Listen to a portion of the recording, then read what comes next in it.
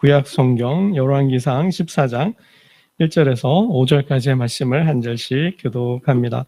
그때 여로보암의 아들 아비야가 병든지라.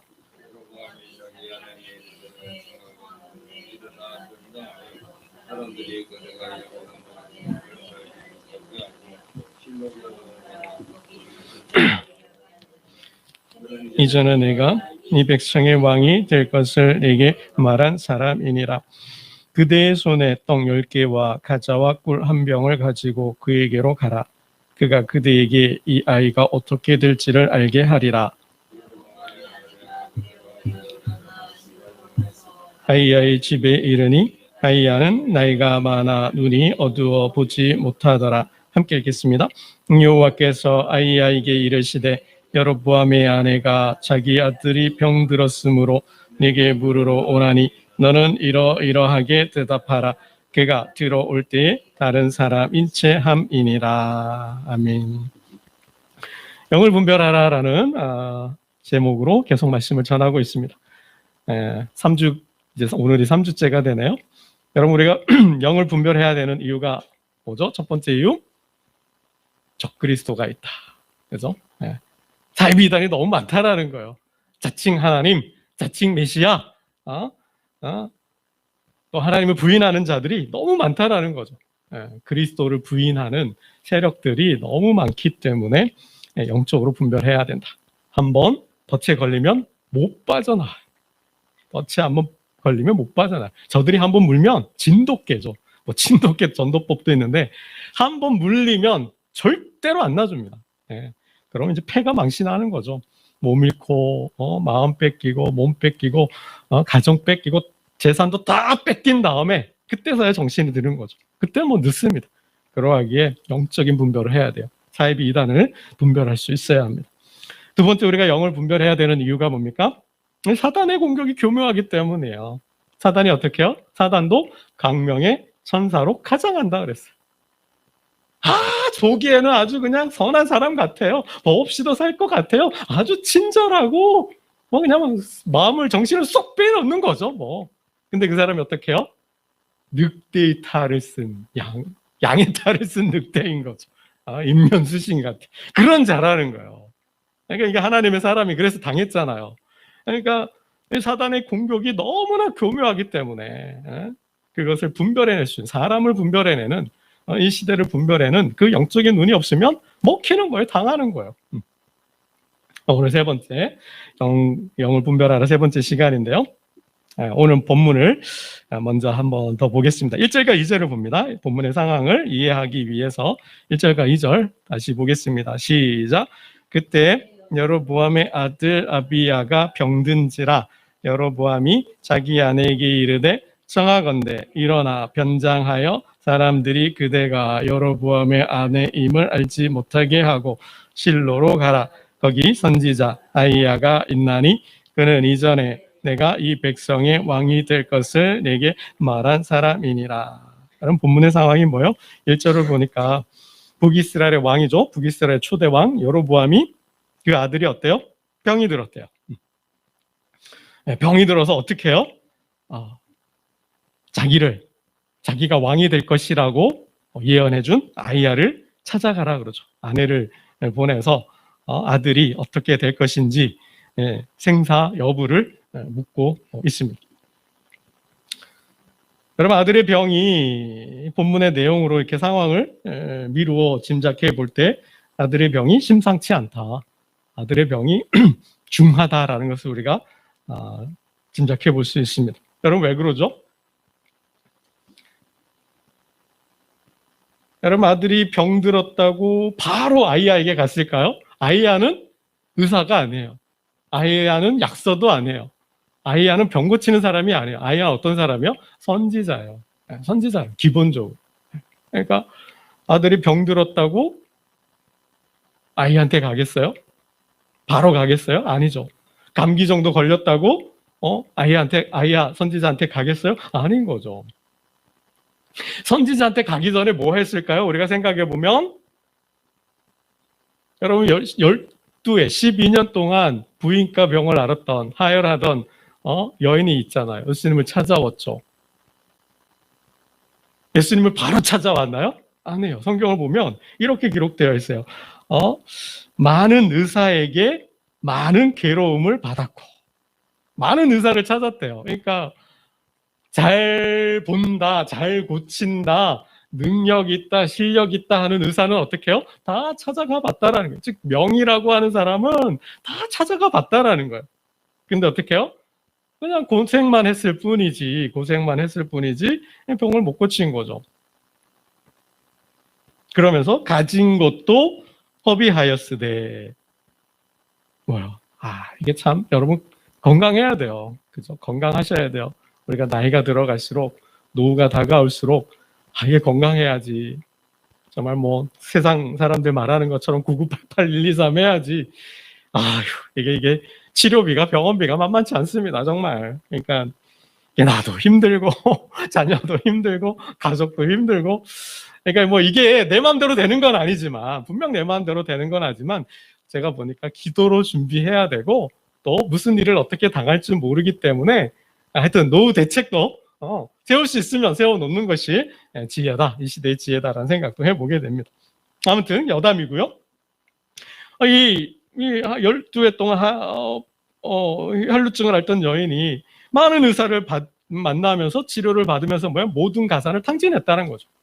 근데도 고쳐요, 못 고쳐요? 못 고쳤다는 거야. 아무 효험이 없고 도리어 병이 중하던 차에, 이때 누구를 만나요? 예수님을 만났어요. 예수님 앞에 나오는 거죠.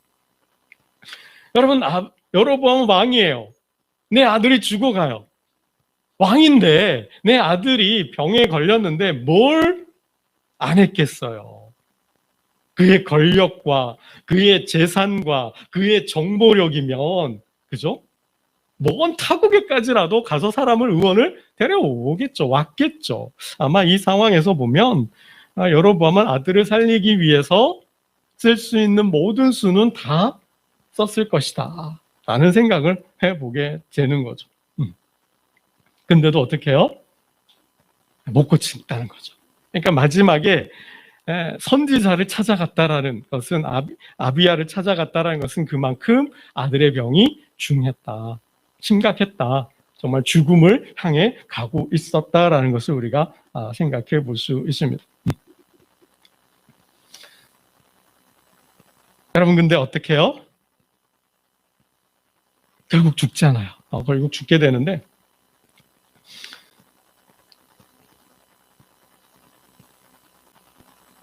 참 여로보암 입장에서 이 아히야 선지자를 찾아가는 게 쉬울까요? 쉬웠을까요? 절대 쉽지 않았다는 거죠. 그러니까 뭐요? 아내를 보내는데 그냥 보내지 않죠. 호위병들을 세워서 왕이 직접 가야 되는데 직접 가지도 않아요. 직접 대만할 용기도 없어요. 대면 못해요. 왜 그럴까요? 무엇 때문에 못 만나는 거예요? 우상숭배를 하고 있잖아요.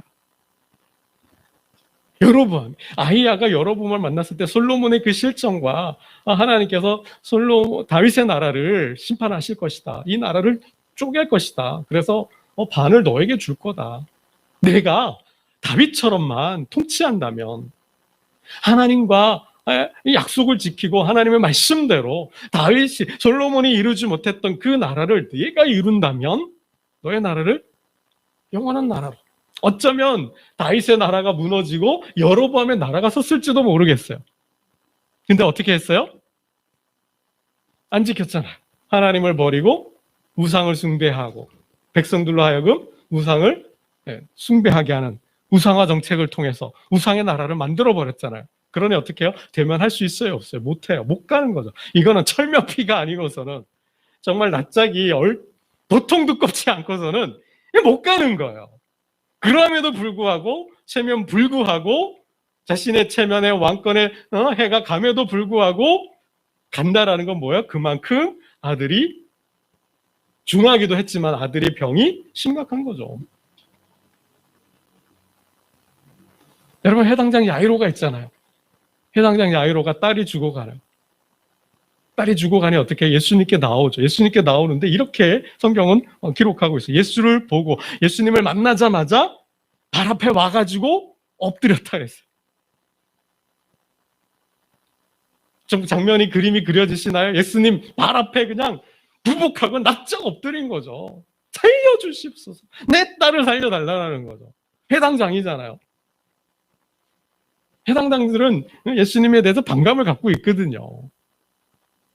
척을 쥐고 있는 대적 세력이거든요. 그럼에도 불구하고 예수님을 찾아와요.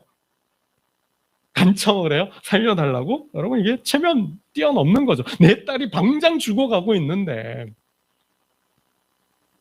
여러분 수로보니게 여인은 어때요? 예수님께서 잠깐 쉬시려고 자신의 몸을 숨기려고 두로 지방에 갔어요. 수로보니게 지방에 갔는데 예수님이 오셨다는 어떤 사실을 알고 이 여인이 예수님을 찾아오잖아요. 왜요? 자신의 딸이 귀신 들렸으니까. 고쳐달라고. 예수님이 뭐라 그랬어요? 자녀의 떡을 취하여 개에게 줄 수 없다. 아, 정말 자존심 상하는 말씀을 하는 거죠. 근데 이 엄마는 어떻게 해요? 자존심 상해도, 개 취급을 당해도 딸을 살려야 되잖아요. 딸을 구원해야 되잖아요. 딸을 치료해야 되잖아요. 그러니 개 취급을 당해도 그럼 매달리는 거예요. 이게 부모 마음이고 그런 거죠.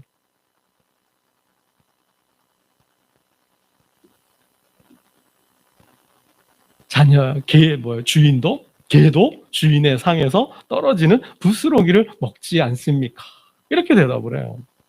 딸아, 내 믿음대로 될지어다. 여러분, 정말 여로보암이 아이야를 찾아가는 것은 상황은 그런 상황이라는 거죠. 보통 낯이 두꺼워서는 못 가는, 정말 철면피 중에 철면피가 아니고서 못 가는 거예요. 그럼에도 불구하고 왕의 채통과 왕의 권위를 내려놓고 가는 거죠. 마지막 보루는 뭐예요? 아들을 살리기 위해서는 누구밖에 없어요? 아이야, 하나님밖에 없다라는 거죠. 그런 절체절명 순간에 하나님 앞에 나아가는 거예요. 그러니 아들의 병이 정말 심각하다라는 것을 우리가 생각해 볼 수 있죠. 여러분, 근데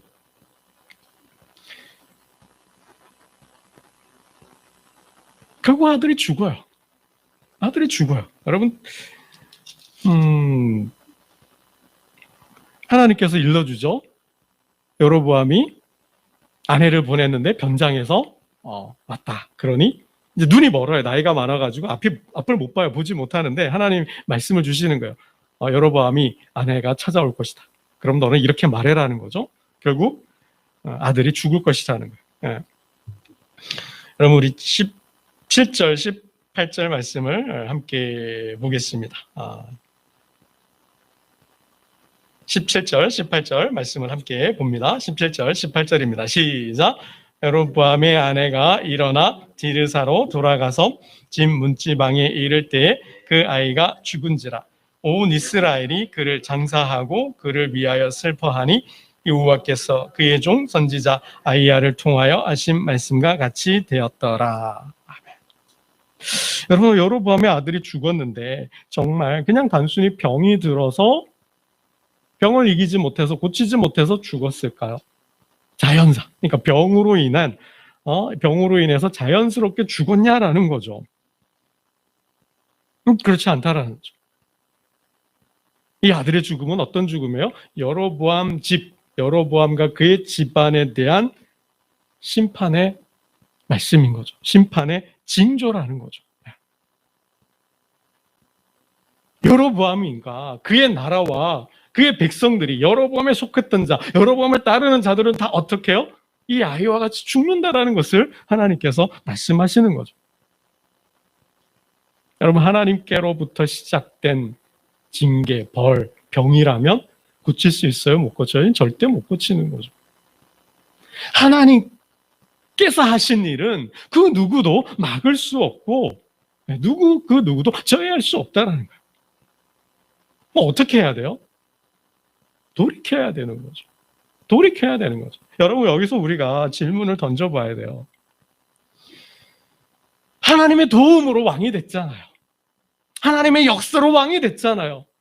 하나님의 은혜 가운데 나라를 세웠잖아요.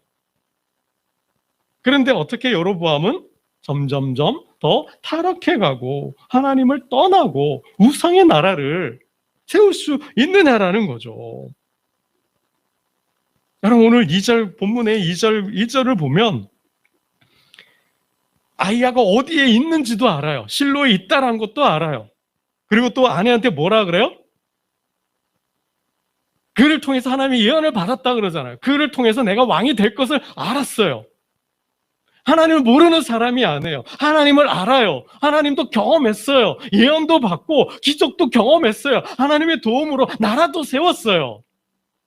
여러분, 이쯤 되면 어떻게 해야 돼요? 하나님 나라를 세워, 하나님을 예배하고 하나님의 법에 근거해서 하나님의 법치를, 하나님의 나라를 세워가야 되잖아요. 그런데 어떻게 여로보암은 반대로 가고 있다는 거죠. 거꾸로 가고 있어요. 하나님께로부터 점점 더 멀어져서 하나님을 떠나서 결국은 우상의 나라를 만들었어요. 여러분, 정말 그는 하나님의 법을 모르는 사람도 아니죠.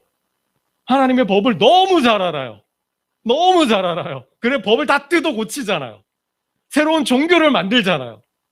교주가 되잖아요. 그 정도로 이 사람은 종교성도 뛰어난 거죠. 하나님의 말씀 법에서도 정통하게 잘 알고 있는 거예요.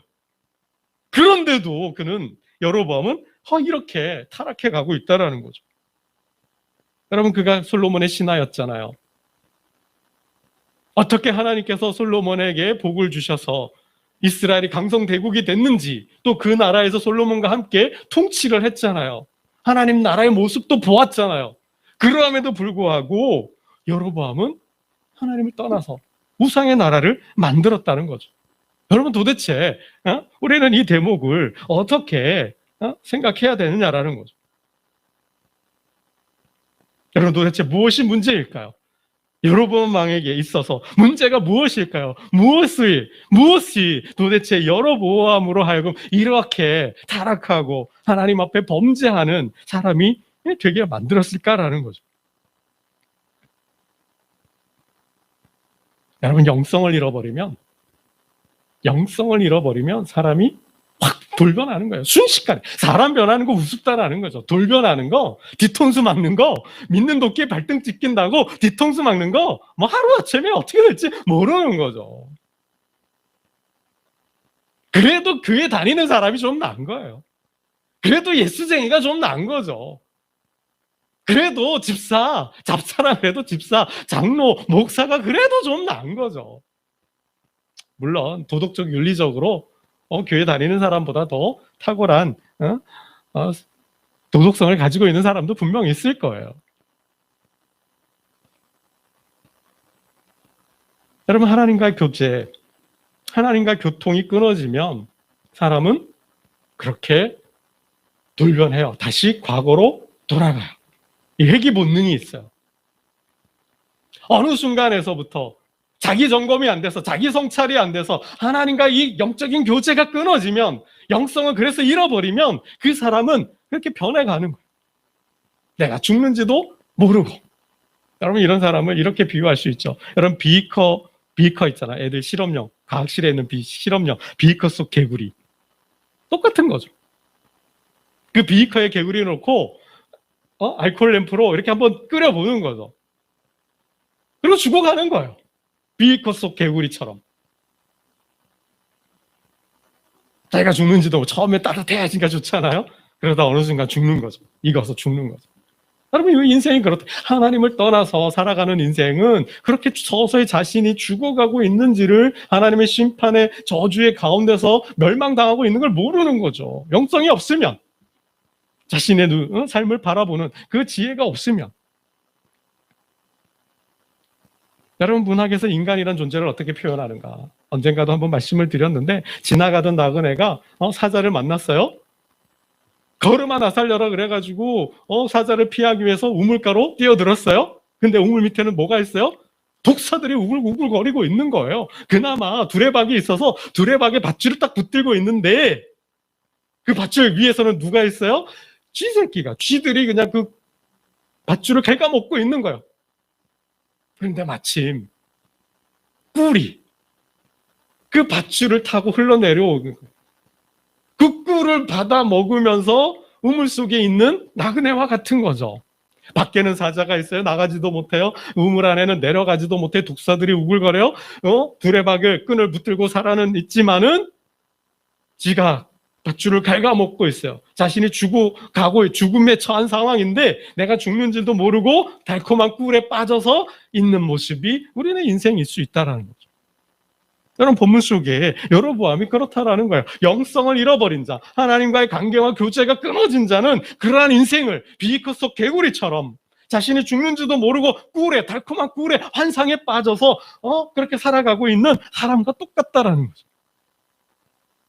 왜 그래요? 자기 성찰이 없기 때문에. 자기를 보는 눈이 없기 때문에. 자기를 돌아보는 눈이 없기 때문에. 여러분, 이쯤 되면 정신이 번쩍 들어야 되죠. 탕자처럼. 그 순간 눈이 뜨여야 돼요. 아버지를 기억해야 되고 아버지 집을 생각해서 아버지 집으로 돌아가는 마음이 있어야 되는 거죠. 근데 이 여로보암에게는 뭐예요? 그 마음이 없다라는 거예요. 그 마음이 없어요. 그 마음이 안 생기고 있다라는 거죠. 하나님을 모르는 사람도 아니고 약속을 모르는 사람도 아니고 법을 모르는 사람도 아니에요. 그럼에도 불구하고 그 마음이 없어요. 그러니 죽는 거죠. 멸망당할 수밖에 없는 거죠. 여러분, 우리에게 있어서 신앙은 코람데오의 신앙이에요. 여러분, 모든 그리스도인은 하나님 앞에 선 단독자예요. 여러분, 단독자예요. 신앙은 여러분, 죽음을 그 누군가 대신할 수 없는 것처럼, 고통을 사고를 그 누구도 대신할 수 없는 것처럼, 아들이 아프다고 내가 대신 아파줄 수 없는 것처럼, 딸이 아프다고 엄마가 대신 아파줄 수 없는 것처럼, 여러분, 신앙도 내 문제예요. 하나님 앞에 선 단독자예요. 그 누구도 하나님 앞에 대신 설 수 없다라는 거예요. 내가 하나님 앞에 서는 거예요. 그렇기 때문에 여러분, 내가 중요한 거죠. 내 신앙을 돌아볼 수 있어야 돼요.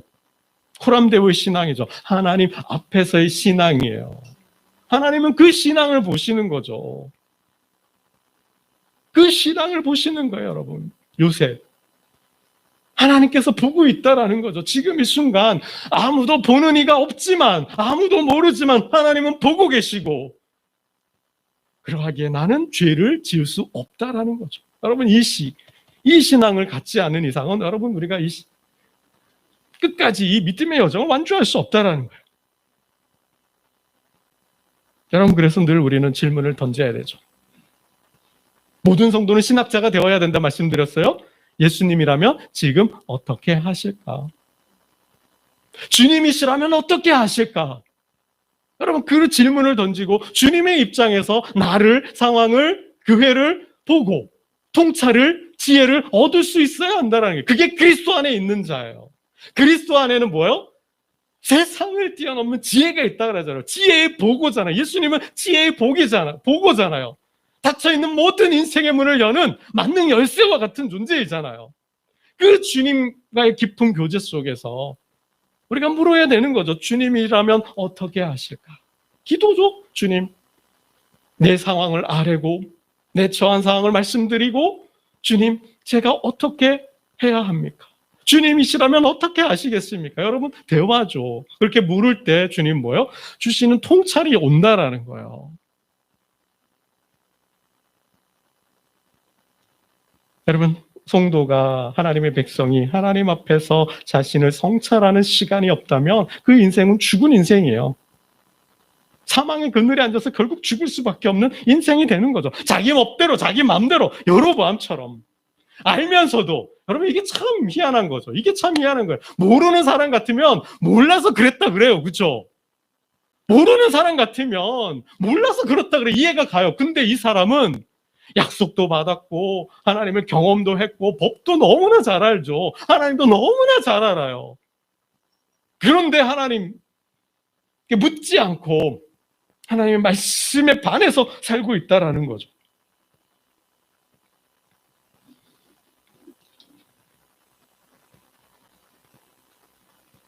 여러분, 우리가 여로보암의 길, 비커 속 개구리처럼 인생을 망하지 않으려면, 멸망으로 치닫지 않으려면 어떻게 해야 할까요? 지금 내가 어디에 서 있는지 알아야 돼요. 지금 내가 어디에 서 있는지 알아야 돼요. 지금 나에게 있어서 하나님은 어디에 계신가? 나의 삶에서, 내 인생에서 하나님은 어디에 계신가? 여러분, 물을 수 있어야 돼요. 여러분, 하나님 어디에 계실까요? 하나님은 성소에 계시죠. 하나님께서는 모든 곳에 계시지만은 하나님은 특별히 임하시는 곳이 있어요. 하나님을 만나는 곳이 있어요. 하나님 어디예요? 자기 이름을 두신 곳. 하나님께서 만나기로 약속하신 곳. 하나님의 성산. 거룩한 자만이 오를 수 있는 그 성산. 그곳이 있죠. 그곳이 어디예요? 성소.